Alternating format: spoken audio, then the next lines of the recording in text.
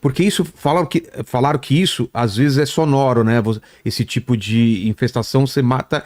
No filme lá do Dia Depois de Amanhã, não tem um negócio desse também? Tem o som agudo e depois cai os dentes do garoto. Exato. Que eles acharam que era picada do carrapato, mas não era. Não, que pode ser uma coisa... Sim, esse é o síndrome de Havana, né? Também falam sobre névoa, né? Muita gente... Tem.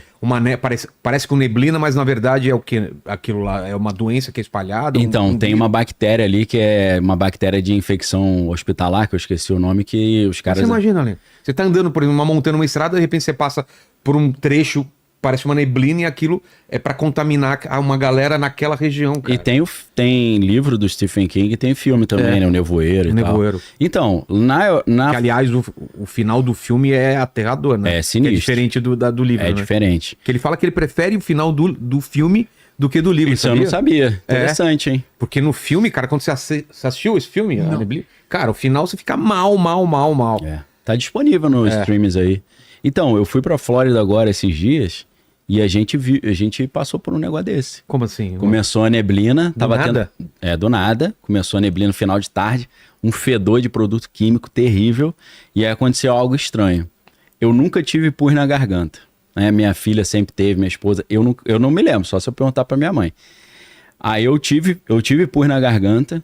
Aí uma amiga nossa que tava com a gente teve. E um filho de um amigo nosso também teve. Aí eu falei, pô, será que é a bactéria que tava circulando? Porque eu nunca tive essa parada. Aí eu achei estranho. E aí o que tive que tomar antibiótico. O que pode ser? Pode ser testes para uma nova guerra, para um novo tipo de ataque? Então, nos anos 60, a Marinha Americana fez um teste de arma biológica, eles soltaram a névoa no mar e eles queriam ver quanto tempo ela chegava na Terra. Ah, é? Mataram 10 pessoas com isso.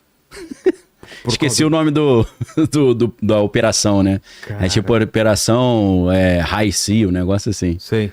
Então aí os caras estão falando, será que é a operação 2.0 que os caras estão testando? Pois é. Porque tem muito isso, né? De testar na própria população, né?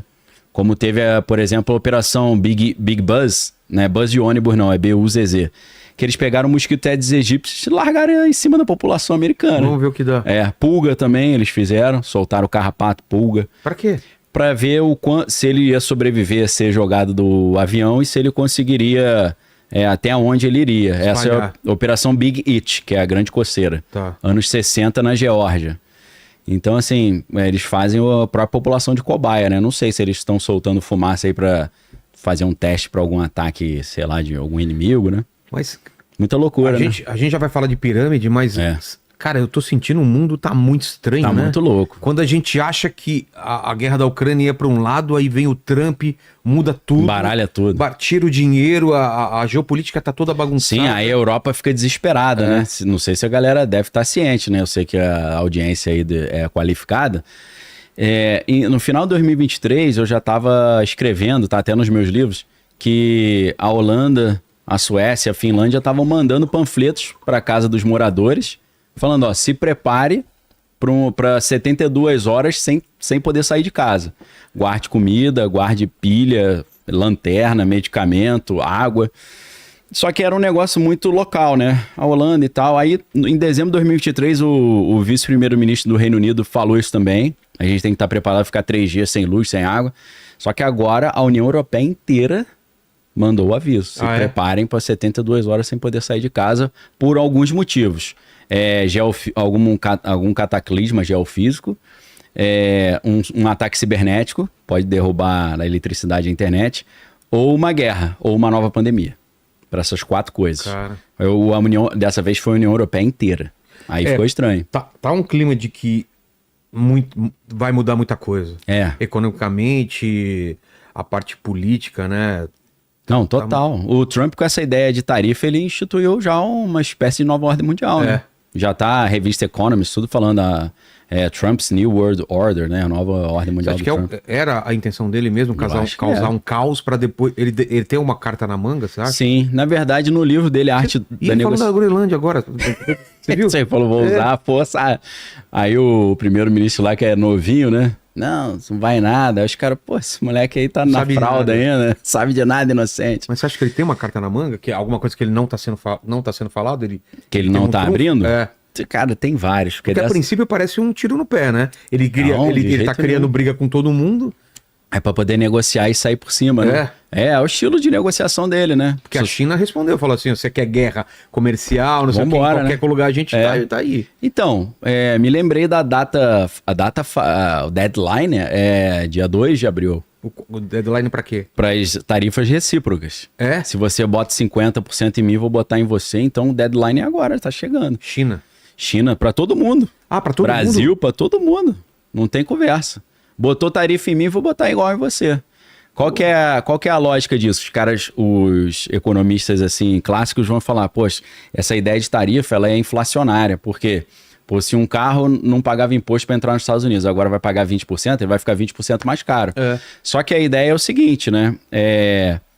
Ou a empresa que está importando o carro tem que trazer a fábrica para dentro dos Estados Unidos para não pagar esses impostos, ou os americanos vão começar a consumir só os produtos locais.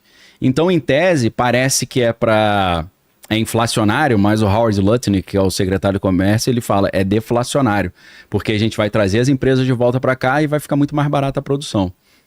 Essa é a esperança deles. Só que o que está em jogo é que nesse primeiro semestre, os Estados Unidos têm que pagar uma parcela de 7 trilhões da dívida. 7 trilhões. Cara. E eles não vão pagar porque não tem dinheiro, então eles vão ter que refinanciar. Só que se eles refinanciarem com a taxa de juros que tem agora, vai ficar caríssimo. Então o que o Trump fez? Ele chegou pro Jerome Powell, né, que é o diretor do Banco Central, e falou, baixa a taxa de juros. O cara falou, não. Aí ele falou, não, então vou gerar uma recessão e você vai ser obrigado a baixar. Então ele está fazendo isso de propósito. Ele sabe que o que o Departamento de Eficiência Governamental está fazendo, cortando emprego, já vai gerar uma espécie de recessão. Porque eles já cortaram 150 mil empregos. Então são 150 mil americanos que estão desempregados, estão sem renda e não estão consumindo. Então a produção americana começa a cair. Já teve dados da United Airlines que falou que as viagens de funcionários públicos na empresa caiu 50%. Então as empresas já estão... Se o governo está gastando menos, as empresas estão ganhando menos. E aí o país está produzindo menos. Então você não tem o PIB crescendo. Aí você entra num cenário de recessão. Quando você entra no cenário de recessão, o Banco Central americano é obrigado a baixar a taxa de juros para incentivar a economia, né? Para dar um up. Então a estratégia de tarifas é muito bem colocada pelo Trump, porque ele sabe que ele vai ter uma recessão em curto prazo, mas para ter uma vitória em médio e longo prazo. Então eles já estão falando explicitamente. O Scott Bessent, que é o secretário de Tesouro, está falando. A gente vai ter sofrimento de curto prazo para ter benefício no médio prazo. Então, e eles querem que essa recessão chegue logo, para ele poder botar na conta do Biden, porque tá próximo ainda, né? Fala, a culpa foi dele, não foi minha. Tô pegando uma herança maldita. Então ele sabe, ele tá com muito poder, porque ao contrário da primeira gestão, o Trump agora tá com apoio maciço de Wall Street, que é o Big Money, e da Vale do Silício, que é Big Tech. E aí entra a galera da PayPal Máfia, né? Da máfia do PayPal, que é o Peter Thiel, o Elon Musk, como é que é? Reid Hoffman, o Reid Hoffman não tá junto com eles, que ele apoiou apoiou a Kamala Harris, mas essa galera com a Palantir, né? Palantir era o PayPal, que foi a primeira fintech do mundo. O Peter Thiel, junto com o Elon Musk, eles criaram a empresa Confinity, né? Depois ela virou X.com, depois virou PayPal. O sistema de segurança do PayPal virou uma empresa chamada Palantir Technologies, foi criada numa associação da CIA com o Peter Thiel. Então essa empresa virou uma das empresas, criou a área de cyberguerra, né? Ou a inteligência artificial utilizada no cenário de guerra. E é essa empresa, essa tecnologia da Palantir Technologies que o Elon Musk está instalando em todos os sistemas do governo americano. Então estão substituindo os funcionários, seres humanos, por máquinas. E a galera deve ter ouvido, né? Que chega lá no prédio público um monte de molecote de 18 anos. Aí chega pro coroa e fala, aí, senta aí. Você tem 5 minutos para defender o motivo de você justificar o seu trabalho. Seu emprego. Por que eu não devo te demitir? E aí, essa garotada, eles estão chamando de Palantir Geek Squad, né? Geek Squad nos Estados Unidos é a galera que vem instalar celular, vem instalar telefone, cabo, TV a cabo. Geek Squad é uma empresa, né, que tem nos Estados Unidos, onde eles fazem instalação técnica, né? Aí eles deram o apelido dessa garotada de Palantir Geek Squad, porque eles estão chegando e instalando no sistema do governo americano toda essa inteligência artificial bélica. Então, eles estão digitalizando tudo e tendo acesso a tudo. Cara, isso é muito poder. Porque qualquer um que se levanta contra o Trump, ele já tem um banco de dados de todo mundo pra queimar o cara, pra derrubar o cara. É muito poder na mão, cara. O Elon Musk tá com muito poder. E o Trump, né? Porque agora eles têm... Tá tudo ali, ó. Faca e o queijo na mão. Tem um poder impressionante. E assim como eles abriram os arquivos de JFK, você acha que eles vão fazer isso com mais coisas que estavam... Eu acho que sim, mas na base do interesse, né? Porque os serviços de inteligência, eles sempre liberam um pedacinho da informação para esconder o resto. Só pra, tipo, lei para inglês ver, dar então um cala-boquinho. Isso do JFK tem muito mais. Muito mais. Eles liberaram coisas assim meio que por engano, né? Porque os caras soltaram 80 mil páginas, né? E muitas coisas ainda estão... Eu não sei como é que é em português. Em inglês é redacted, né? Que eles passam um borrão preto, assim. Sei, aquelas linhas pretas. Já ainda estão sigilosas, né? Mas algumas coisas escaparam, porque a grande ideia é botar a culpa no presidente Lyndon Johnson, né? O LBJ, né? Botar a culpa nele e tirar a influência de Israel na jogada, porque teve uma influência. Teve mesmo? Teve. Do Mossad? Teve. Dizem que teve, né? Dizem que é isso que eles estão querendo esconder. Porque a CIA, o pessoal da CIA ficou muito chateado com o Kennedy, porque ele demitiu o Allen Dulles, né, que era o diretor da CIA, e aí o Allen Dulles, junto com o Lyndon Johnson, que era o vice do Kennedy, começou a montar um esquema para derrubar o cara. E aí, paralelamente a isso, a gente está falando início da década de 60, né, lembrando que Israel é de 1948, Israel precisava aproveitar a tecnologia nuclear para poder ter uma perspectiva de existência, né? Então eles estavam muito empenhados em desenvolver a sua própria bomba nuclear. E eu não sei por que motivo o John Kennedy cismou que Israel não podia ter uma bomba atômica. E ele mandava um monte de emissário lá para fiscalizar. Deixa eu ver se vocês não estão fazendo bomba. E aí os caras espertos, né? Fizeram e tudo escondido, mostrava só a fachada.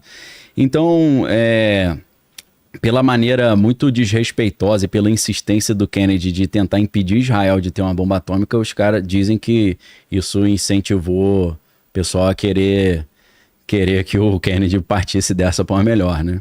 Porque Israel tem uma doutrina bélica de dissuasão. O que é isso, né? É tipo assim, não venha brigar comigo, senão você vai se dar mal. Que é como é que é? Lembrei como é que é em hebraico, não lembrei em português. Beretat Shinshom, que é a doutrina Sansão. Algo assim, doutrina, né? Esqueci o nome da palavra. Doutrina Sansão é o seguinte, na Bíblia Sansão ele estava com os olhos furados, foi preso pelos filisteus, aí na hora que eles estavam indo mostrar ele como pra zombar do cara numa reunião no Palácio dos Filisteus, ele falou, Deus, me dá aquela força só mais uma vez. Aí ele derruba uma coluna do templo, ele se mata, mas mata 3.000 pessoas. Assim é a doutrina Sansão. A doutrina Sansão de dissuasão do exército de Israel é isso. Se nós percebemos que nós vamos perder, se todo mundo vier contra nós, eu vou pro buraco, mas eu mando todo mundo junto. Vai jogar bomba nuclear pra tudo quanto é lado. Cara. Então é a doutrina... Sem Israel ter essa bomba atômica, o que meio que não é oficial, que Israel tem, mas todo mundo sabe que tem, sem essa tecnologia, eles não poderiam ter uma doutrina de dissuasão, né? Falar, não vem pra cima de mim não, que se eu sentir que eu for perder, eu vou pro buraco, mas vocês vão junto, né? Então, isso teria sido um dos motivos, né? Essa insistência do Kennedy de impedir que Israel tivesse uma bomba atômica, o que para eles é uma questão vital, né? Ali é o único país judaico do mundo no meio de uma população toda que quer a aniquilação deles, né? Aquela ideia from the river to the sea, né? Eles querem que não tem mais Israel, seja do rio até o mar Mediterrâneo, né? Então, assim, tem uma influência... Dizem, né? Eu não sei, não... Se bem que eu vi alguns documentos, né? Que falam, a gente precisa esconder a influência de Israel nisso. Tem umas partes que eles esqueceram de botar uma tarja em cima, né? Então, o que eu acho que saiu sem querer foi essa participação também de Tel Aviv nessa história do Kennedy. Outra coisa ridícula também que saiu agora, foi essa semana, que descobriram nas 80 mil páginas, foi um vídeo e uma foto do Lee Harvey Oswald assistindo o Kennedy passando. Ué? Então significa que ele não tava lá na janela. No prédio, não tava, pô. E eles já sabiam disso. Apareceu a fotinha dele lá. Tipo, acompanhando, né? E quem jogou a culpa em cima dele, você sabe? Então, a CIA botou na conta dele, porque a CIA participou, né? Com certeza. Quem assistiu aquele filme antigo do Oliver Stone, né? Com o Kevin Costner, né? Então, a CIA teve uma enorme participação, provavelmente o Lyndon Johnson também, mas isso é o que no meio da inteligência chama hangout limitado. Hangout limitado é quando eles soltam um pedacinho da informação para esconder o resto, só a pontinha do iceberg, né? Então, no caso de John, a gente pulou um pouquinho, mas no caso de John Kennedy vai um pouco nessa linha aí.